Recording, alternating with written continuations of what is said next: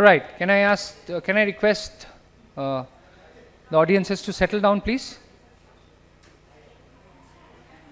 Please take your seats. All right. In the post-lunch session,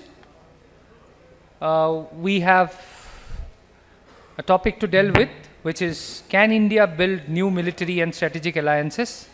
Yes, it's India's turn. We have with us Lieutenant General retired Rana Pratap Kalita, UISM, AVSM, SM, VSM, former General Officer, Commanding in Chief, GOC in C, Eastern Command, Indian Army. We have Vice Admiral Bishwajit Dasgupta, retired, National Maritime Security Coordinator, ex-Commander in Chief of Eastern Naval Command. And they will be in conversation with Mr. Anil Raj Mukherjee, who is the Chief Executive of Projects and Business Development, Texmaco Infra, Texmaco Rail and Engineering Limited. So can I request all the esteemed panelists to kindly take their stage?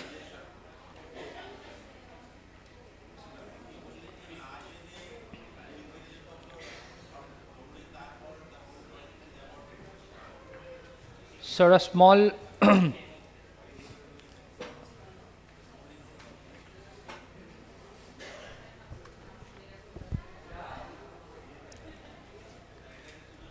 you will be given a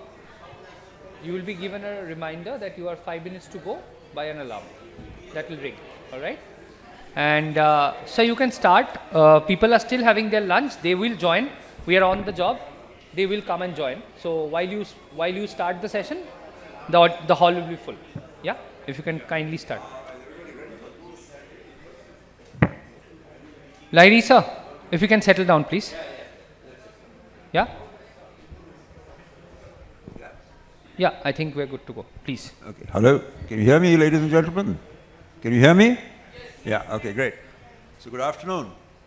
Let me introduce myself. I am Anil Mukherjee, and they haven't read my profile because it's not worth reading. What am I doing here? To be a catalyst or a coordinator between two distinguished officers who have held the highest strategic appointments of the country. And what role do I have? What credibility do I have? I have two. One, they both happen to be personal friends of mine.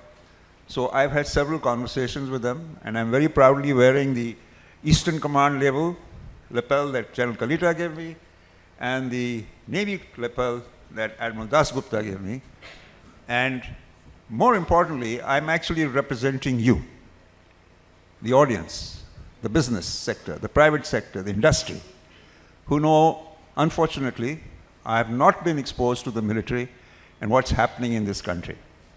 So in the next 30 minutes, we are going to hear two distinguished officers who have served at the very apex of India's strategic military leadership as they address a question of profound national importance.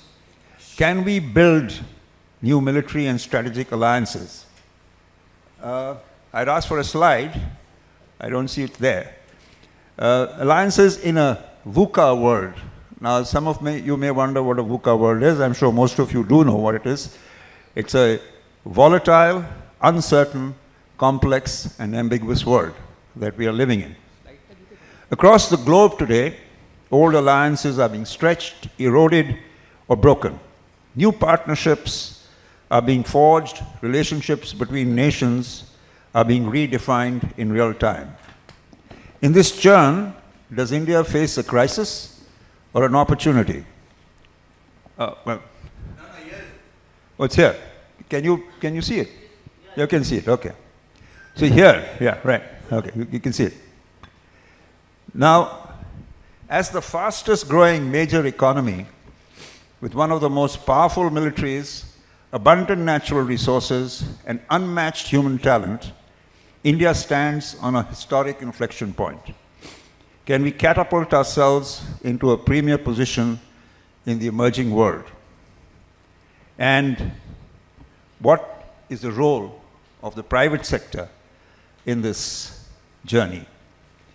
If you look at the current status of defense exports, India's defense exports reached 23,622 crores. That's about $2.76 billion, marking a 12.4% increase over 23-24, and represents a 34% fall rise from 686 crores in 2013 and 14.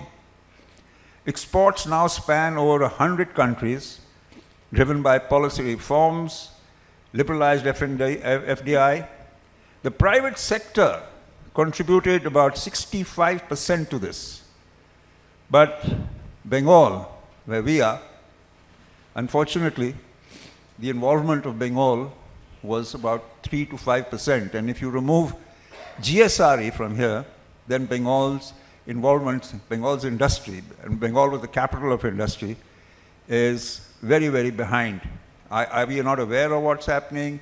We don't have the options, the opportunities, and we're going to have these two distinguished gentlemen taking us through that. Or are we still clinging to outdated notions that the private sector has only a marginal role in national security? For 7 decades, independent India has proudly practiced strategic autonomy. I'm sure all of you are familiar with that. We refused to join Cold War blocs like SEATO or CENTO. Every partnership, every pact has been guided solely by one compass: India's national interest. We have problems, everybody does, that's why it's a VUCA world. With China, we have unresolved borders at the highest trade volumes with any country. With the United States, we have tariff disputes. They're entente with Pakistan, from a terrorist nation or whatever they were calling them a while ago. They're the closest friends. You've seen the newspapers today and what it has to say. With Russia, despite Western sanctions and global turbulence, our ties remain rock solid, forged in fire with Soviet support in '71 during the Bangladesh War, when the American 7th Fleet tried to intimidate the Indian armed forces. We have just signed a historic trade agreement with the United Kingdom. There is so much happening, the ITU to various developments. And this is the new India. This is the new environment. Are we confident, capable, and clear-eyed? Now, to take us through this, we have these two distinguished officers who have held the highest of appointments. And it's not just military, it's strategic, political, commercial. And I'll start with asking General Kalita, sir, the first question.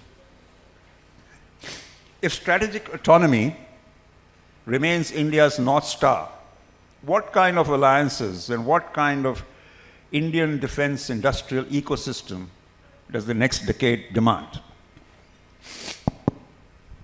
Good afternoon, and thank you very much for giving me this opportunity to share my views on a very, very important and relevant topic, which is of importance to the entire nation. So that this dichotomy or the opposing pull between need to pursue the strategic autonomy as well as need-based alliances, so to say, so that we have our needs fulfilled, has always been there and has been a cause of concern for the government. When you look at the present environment and try and look at the picture ahead of about 10 to 15 years, the complex geopolitical situation and the emerging dynamics necessitate a very, very nuanced approach that India has to take as a nation, firstly to pursue its national interest, as also at the same time ensuring a sustainable growth for overall development of the country. So that's extremely important. Now if you look at, to me, strategic autonomy would mean some sort of a multi-alignment. That means staying operationally independent, while at the same time forming some flexible issue-based partnerships which are able to deliver our requirement, our needs. And what are our needs for the future? The first need is technology. Second is security and deterrence. And the third important need is supply chain resilience, because we see a huge disruption of supply chain taking because of the geopolitical situation that is prevalent as of now. as far as and these all have to be based on strong foundation pillars. As far as the ecosystem is concerned, I just want to make two quick points. The first is the manufacturing or the ecosystem need to move away from assembling and manufacturing to something what is end-to-end design, sustenance, and then leading on to export. So what is presently happening is only assembly and some sort of manufacturing. We need to move away from that and improve on that. And second thing is the ecosystem need to be based on certain anchor primes, which need to be fed by numerous subsidiaries like MSMEs or startups who are able to supply the subsystems and the components. If we are able to evolve such an ecosystem which have the technical expertise and the quality control and testing and certification facilities, I'm sure the aim of achieving self-reliance in defense manufacturing will also be fulfilled. Thank you, sir. We'll come back to the questions later on. Admiral, the General just gave us this large overview. How does the emerging geopolitical environment impact broader defense policy and strategy now? You know, everything depends on the overall strategy, defense policy, which is dependent on the world we are living in. Thank you. I would also like to thank the Bengal Chamber of Commerce and Industry, as well as the Rising Asia Foundation. Mr. Lahiri, thank you for having me here. And it's not very often that people from the military get to speak to an audience of this nature. So I'm thankful for the opportunity to be here. You will agree with me that the complexity in today's geopolitics is quite baffling. One is that the United States is pursuing its own strategic interests, and the perception is that it is resorting to unilateralism of sorts, and that is frustrating a lot of its international partners. The perception again is that this stems from an impression in the USA that its importance in the world order is diminishing, and therefore it is doing everything to protect its interests. China has definitely emerged as a strategic competitor to the United States, and Russia and China have also developed closer ties. I'm talking about the bigger players in the geopolitical environment. Now, complexity arises for India in many ways. You know, India has traditionally enjoyed good relationships with Russia. Now, Russia and China have got close. So we have to manage our relationships with China and Russia independently without sort of treading on anybody's toes. Japan has good relations with India, but is skeptical about India-Russia relations. Russia has good relations with North Korea. So, you know, it's all interchanged, interlinked and interconnected. So therefore, when a country looks at India, it looks at you through various prisms. And that is why it becomes so challenging in trying to, align with people in that manner. Similarly, Japan with its new leadership is getting a little more, breaking out of its traditional mindset, looking at defense relationships with other countries, despite its closer relationships with the United States and the constraints placed on Japan by the United States post-World War II. India-China relationships stabilizing. We have very good defense relationships with some other countries such as France and Israel, and they have their own problems with the rest of the world. Therefore, if we have to play a zero-sum game with countries, we are going nowhere. And that is exactly what we sometimes get worried about Because if we are buying oil from Russia and we are going to get sanctioned by the United States, it's a zero-sum game. So either you're with me or against me. That doesn't work in our strategic interests. Also, I think we need to shape the immediate environment. We are not United States. We are not China. We need to shape our immediate environment. If we can exert influence within South Asia, within the Indian Ocean region, I think that should satisfy us. And not try to sort of punch beyond our weight.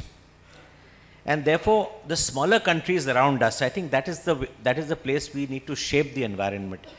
If we have a conducive, peaceful neighborhood, I think then we can start looking outward. So as of now, we have to manage that. You know, all our neighboring countries were sort of, you know, a bit disillusioned with us. We are also perhaps did not do adequately enough research work.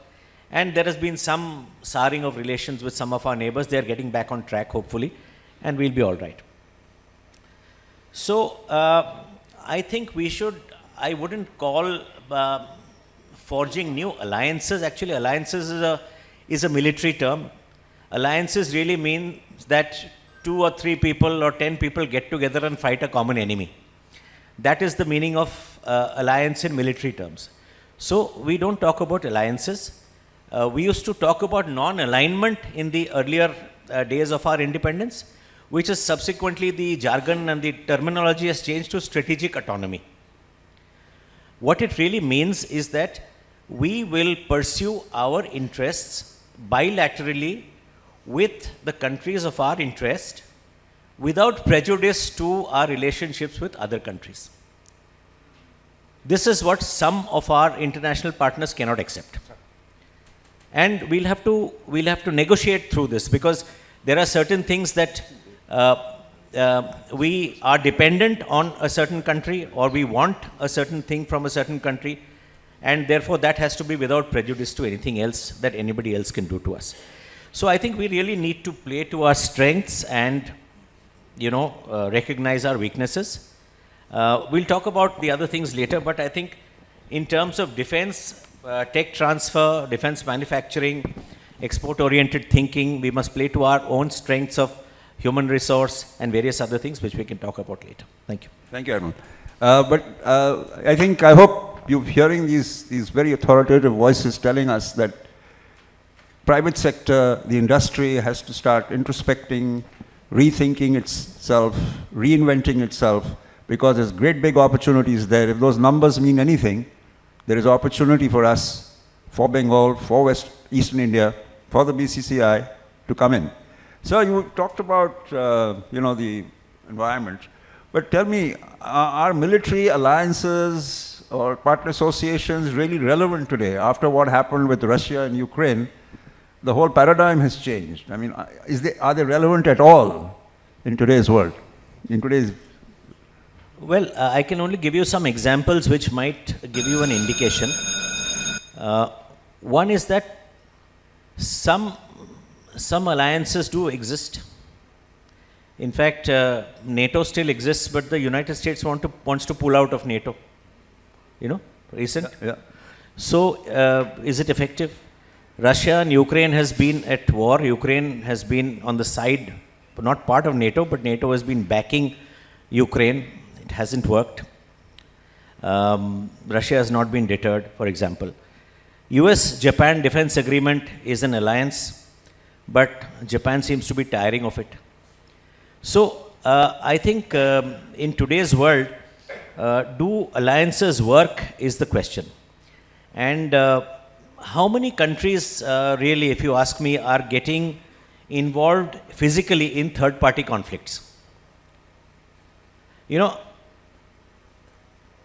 I am quite clear that it is not in India's interest to get physically involved in a third-party conflict. Similarly, I think countries around the world feel that if the chips are against us and if we have to get into a conflict, nobody is going to fight your battle for you. So, I think that even if you have alliances, putting it into effect, getting together and trying to fight a common enemy is not going to work, because today the global interdependencies are far too much. And therefore, there is no Warsaw Pact anymore. NATO is crumbling. US-Japan defense agreement is under strain. So I think life is changing. People are looking more at strategic autonomy once again. And what is possible? What kind of alliances are possible? I think technology collaboration is possible. Information sharing is possible. Defense equipment, defense manufacturing, sales, cyber warfare, other kinds of cooperation is possible. But I don't think, in my opinion, in the near future, 2 or 3 countries or 4 countries are going to get together and fight a fifth entity. Thank you. Sir, you just mentioned cyber, and Sindoor, of course, is etched in every Indian's mind, and technology obviously played a major role there. So, and it illustrated the importance of cyber, and artificial intelligence and technology. Considering India's strong AI and, digital capabilities, would this be an area that industry should be looking at in the defense? Because I think we really need to look at this very seriously. Yeah, definitely. Operation Sindoor, as well as the ongoing conflicts in Middle East, as well as Russia-Ukraine war, has shown us the importance of information warfare, or the the battle of narratives that are being played out. That's a constant process. It is not limited to, like, Operation Sindoor was fought only for 4 days. But that battle of narrative has been going on even now, by spread of fake news and various AI-generated things. So to keep my answer short, there are 2 things which are very, very important. One is to develop AI and cyber capability. The first is software and the second is hardware. As far as software is concerned, that's our strength. India's strength is in software. But its hardware, development of hardware, I think that is where we are lacking.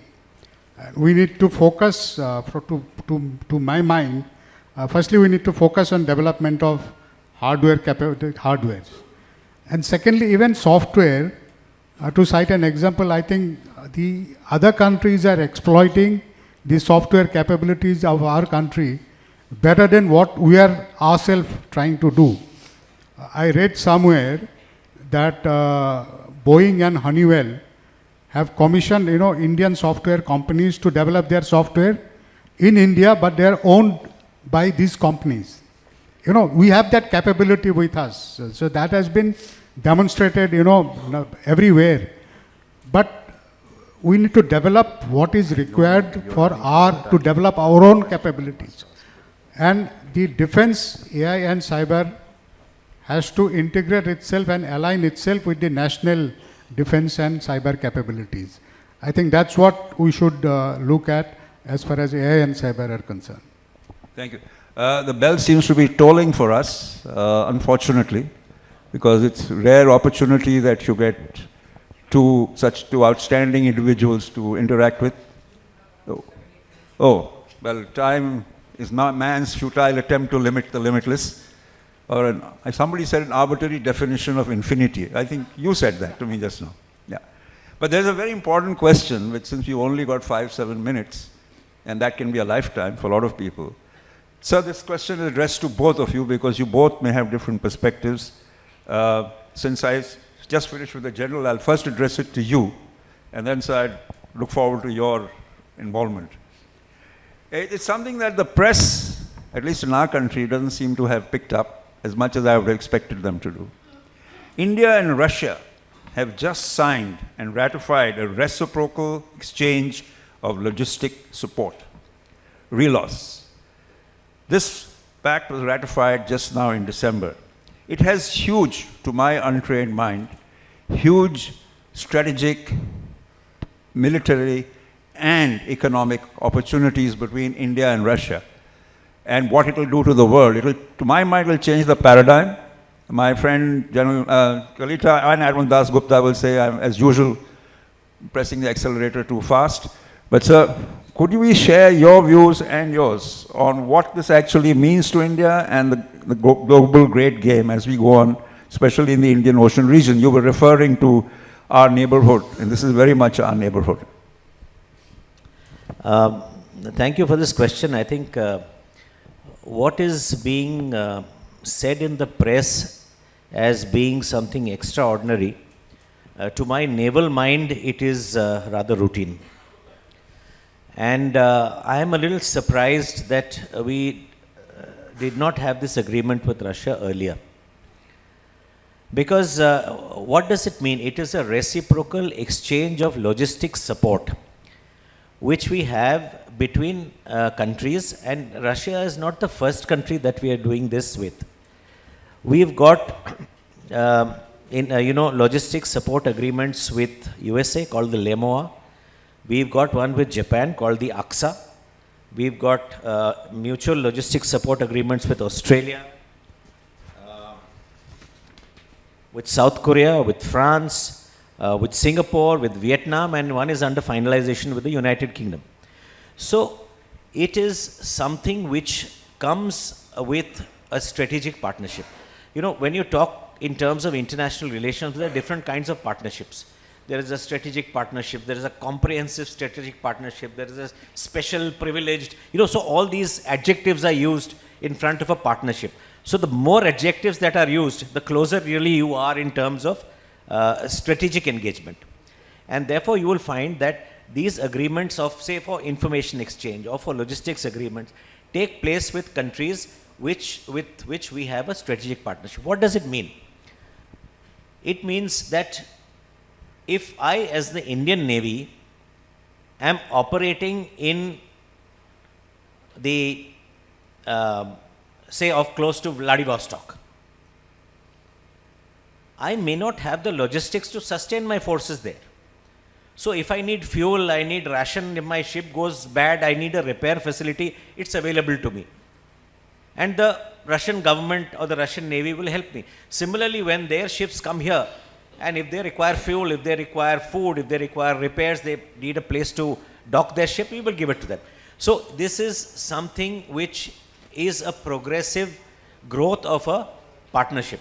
And therefore, I don't see it in any other light beyond what we see it with the other countries like the USA, Singapore, France, and other places. They are in operation. We have given fuel and food and repaired American ships in our ports in the Indian Ocean. So to my mind, it is just a similar agreement, and we don't need to read very much into it. So would you? Yeah, I fully agree with him, actually. This is the problem. They're forming an alliance here. No, that's the truth, actually. But I think to be on the lighter side, people expected a lot of fireworks when Putin visited India and some announcements and all. So since nothing was coming out, so only thing which came out was Relos, and that's how I think it got hyped up. Otherwise, it's a normal strategic partnership what Dasgupta had spoken. Just to pin you down a little bit, this means that strategically we could be operating in the Arctic, or if the Indian Navy wanted to go there, or the Army needed to go there. You can. That's specified in that. Yeah. In case of requirement, we all know what happened in 71. In 1971, when US 7th Fleet came to Bay of Bengal, Russia had sent their submarines here. In the Bay of Bengal. I referred to that, yeah, so that is solid friendship. So that sort of strategic partnership we always had with Russia.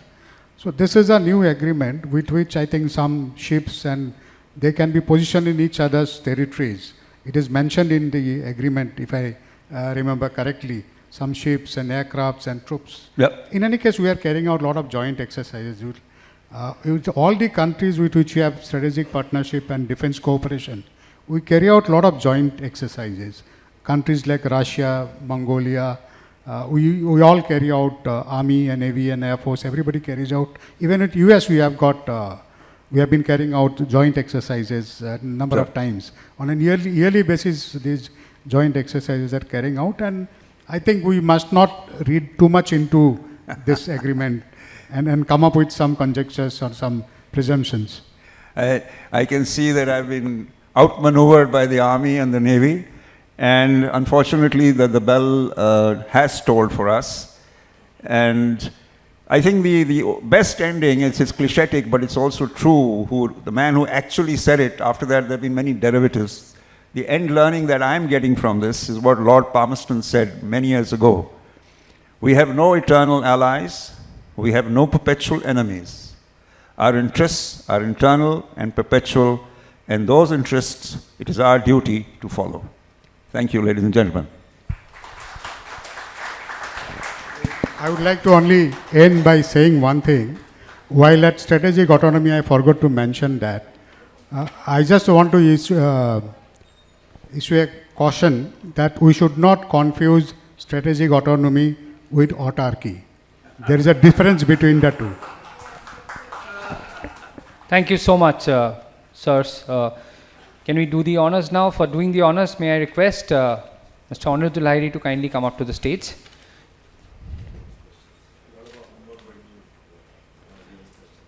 And just for the audience's sake, I mean, I have never seen such a engaged panel ever since they have been, they have confirmed their presence for this.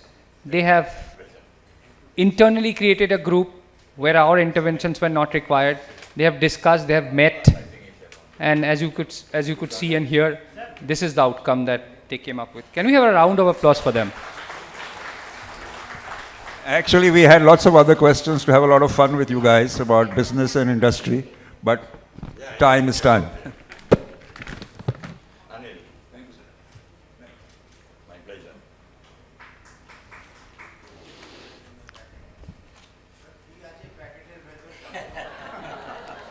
That's secret. It's part of the alliance. All right, sir. Can we have a group photograph, please? Can we just...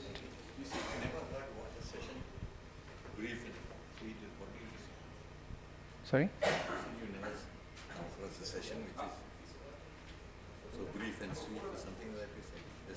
I'll tell you, sir. On the Michael's, Angel Gabriel.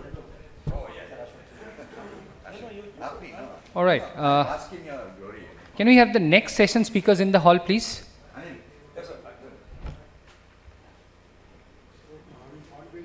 Next session speakers in the hall, please.